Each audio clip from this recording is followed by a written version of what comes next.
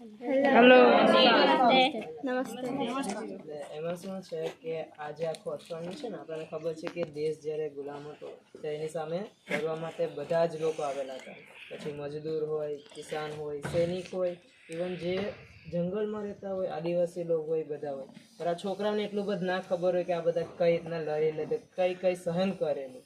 તો અત્યારે અમે બધા દીપમાં અલગ અલગ માણસો બધા રહે. તમે આજે તમારી પાસે આવેલા છે કે તમારી જીવન લાઈફ કેવું છે, જેનાથી છોકરાને અંદર ખબર પડે કે બધા એના જેવા નથી હોતા. બધાના જીવનમાં અલગ અલગ તકલીફો આવતી હોય છે. બધાના જીવનમાં એવું હોય કે જે એમને મળી ગયું છે બીજાના જે મળ્યું ના હોય, એમની પાછળ કેટલું સફર કરવું પડતું હોય છે. તમે થોડુંક છોકરાને શીખાડો એટલી કે શું એનું પોતાની જિંદગીમાં કંઈ કરી શકે. તમે કેટલા વર્ષથી છો માજી? અમે તો મારા બાપ દાદા પણ અહીંયા ને અહીંયા મરી ગયા છે ને અમે જન્મ પણ અહીંનો જ છે સમજે. એટલે અમે તો ઘણા વર્ષોથી અહીંયા છે. 38 વખત નાના હતા અમે, 5-6-7 વર્ષના ત્યારના. એના પહેલાંના તો માવતર છે ને, દાદા દાદી તો જોયા નથી ક્યારે મરી ગયા ક્યારે છે. તમારે કઈ છે પૂછવું, કઈ જાણવું?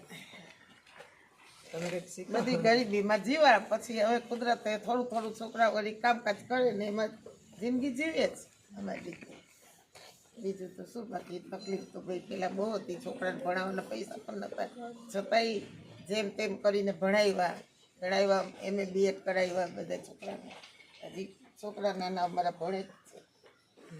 હવે એ લોકોનું જીવન એના પાસે છે. હવે આપણે તો જેટલી થઈ એટલી મહેનત કરી દીધી.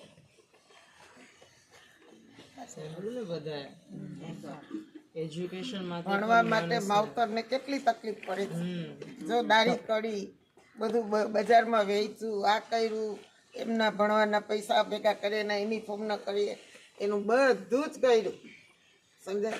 એમે બીએડ સુધી કરાવ્યું તો પણ અમે એકબીજાને લઈને બધું કરાવ્યું. છોકરા અત્યારે ભણીને 18 વર્ષથી ડેલીવીઝમાં છે. શું કરવાનું? તમને બધું વસ્તુ તૈયાર મળી જાય, તમારા મમ્મી પપ્પા બધું અત્યારે સારો જમાનો છે ભાઈ. અત્યારે હોય નહીં તોય માવતર ક્યાંથી કરીને આપી દે.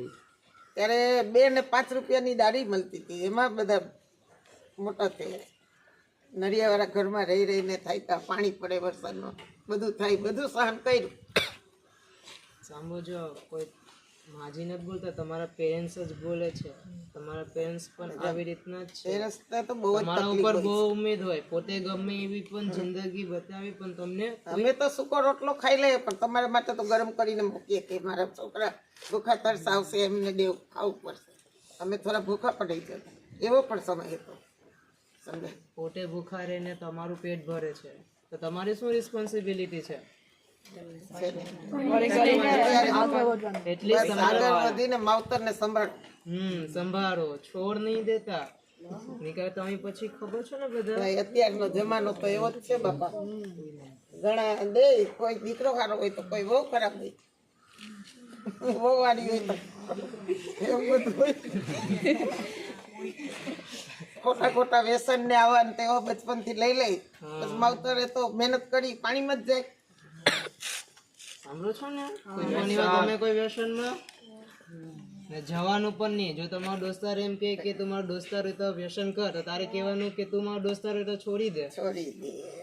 ઓપોઝિટ. સાચી વાત. ઓપોઝિટ કરવાનું મોટું એ જ અત્યારે છે ભાઈ. આ માવા ખાવાનું ને આ ખાવાનું તે ખાવાનું. આ તમારું સુવર્ણ ટાઈમ છે. વિમલ નહીં ખાવાનું જિંદગીમાં. અમે એટલી ઉંમર થઈ ગઈ અમારી 60-70 વર્ષની, તો અમે કેવું સોપાડી છે નથી ખાતા. ખાઈને મુખવાસ કેવું છે ખાતા નહીં. ક્યારેક કોઈક મહેમાન હોય તો ઓળી આપણે ચાલુ કરીએ, બાકી છે અમારે કઈ વ્યસન નથી. હવે એટલા તમે આજે ઊભીને ઊભા થાવ તો તમે પડી ગઈ મોઢામાં નાખીને ચાલો. કેવું તમારા પેરેન્ટ્સ એમ જોતા હોય કેવું લાગે? પેરેન્ટ્સને તો બહુ લાગે, પણ બચ્ચા સમજે તો સમજવાનું કોને છે? પેરેન્ટ્સ ને કે તમારે? સમજતા કેમ નથી? તમારા માટે ખરાબ છે દીકરા, જિંદગી બેકાર છે. તમે અમારે જેટલું જીવી નહીં શકો એમ ખાશો તો. ચાલો વાઈન્ડ અપ. ચલો માજી, આભાર તમારો. તમારો આભાર. હા, છોકરો મને ઓળખે.